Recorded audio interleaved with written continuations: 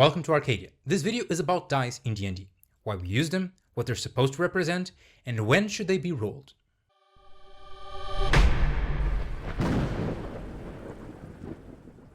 Dice are not a tool unique to D&D. Most tabletop RPGs use them, and all for the same reason. When one of the core pillars of RPGs is player freedom, the endless possibilities that are born from that need to be accommodated, but at the same time contained by the rules. So it is necessary that the game allows the players to attempt whatever they want to do, but without having it be an automatic success. If this wasn't so, the game would be but an anarchy of improvisation, which is the perception that many people who never played have, judging by the questions they make me. Isn't the game kinda pointless? If it's all make-believe, can't I just say, I win? They struggle to marry the lawless make-believe perception they have of the game with the storytelling experience we tell them it can be. And they struggle because they don't understand, yet if we do our jobs properly, the core distinction between being able to do anything and being able to try to do anything. This is what the sentence currently popularized by Critical Role is all about. You can certainly try. A player will never be barred from attempting anything, but there needs to be a nexus of order in the game that decides what succeeds and fails. In D&D, this mechanism for judging success comes under the form of probability. A basic way of visualizing it would be imagining the DM sets probabilities of success for every task. Want to climb that tree? That's easy. I'd say you have a 75% chance of succeeding. Want to climb that cliff? That's gonna be harder. I'd say your chances are 25%. But even if we know the probability of success, how do we determine if the player beats it or not? That's where the dice come in. Dice effectively serve as a way to randomize where in this probability of success spectrum does the player land, before or beyond the success threshold.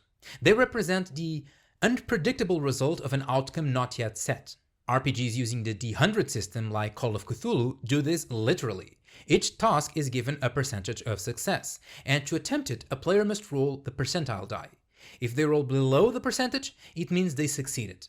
So if a task's difficulty is, for example, 10%, that means they need to roll any number between 1 and 10, which in a dice result that goes from 1 to 100 equals a 10% chance.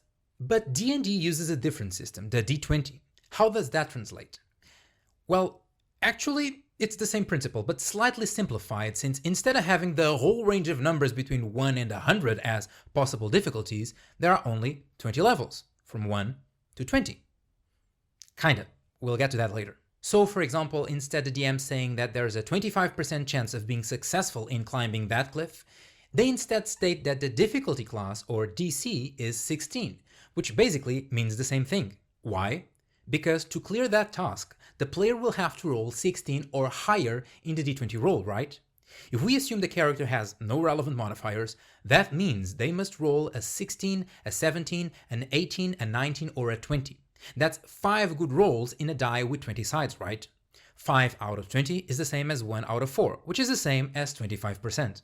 That way, every DC cleverly hides a probabilistic target that translates the difficulty of the task. And since the D20 only has 20 sides, an increment of 1 in the DC results in a 5% added difficulty, 5% less chances to beat that target on a D20 roll. But we must not forget that there are modifiers in D&D.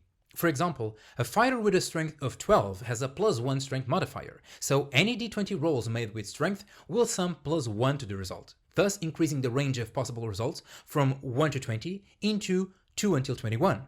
Because of this, when attempting a strength check, this character has 5% more chances to succeed. This translates how a physically stronger character is more likely to accomplish strength-based tasks when compared to a character without modifiers.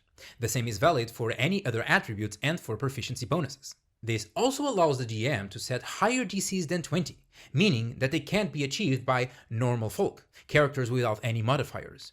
Using the example above, a DC of 21 can never be achieved by anyone with average strength. Only if you have a strength slightly above the average and a +1 modifier will you be able to roll a 20 on the dice and sum your +1 modifier for a total of 21. In the same way, a DC of 22 can only be achieved by people with a +2 modifier, and so on. So in the end, dice represent the random chance of succeeding in a task when both the DM and the players can't determine for sure if the characters would succeed or not. Does that mean that you should be rolling for every single action your character takes? Should you roll a dexterity check to see if you're able to walk without tripping, or an athletics check to see if you're able to jump until the moon? No, absolutely not. And a good DM will more often than not allow you to succeed automatically in mundane tasks with minimal chances of failure, and fail automatically in outright impossible ones. Remember that the dice should only be rolled when trying to determine uncertain outcomes. If the result is certain, then there's no need to roll. In fact, a more advanced principle that delivers better dungeon mastering would be to roll only if the outcome of the action is uncertain and it is relevant to the story or will produce interesting results. That is something that is more appropriate for a video directed at DMs, but I think you can agree with me, right? After all, if you want to navigate through a city streets, you probably wouldn't find much fun in rolling intelligence checks at every single intersection to faithfully represent your character remembering the right path.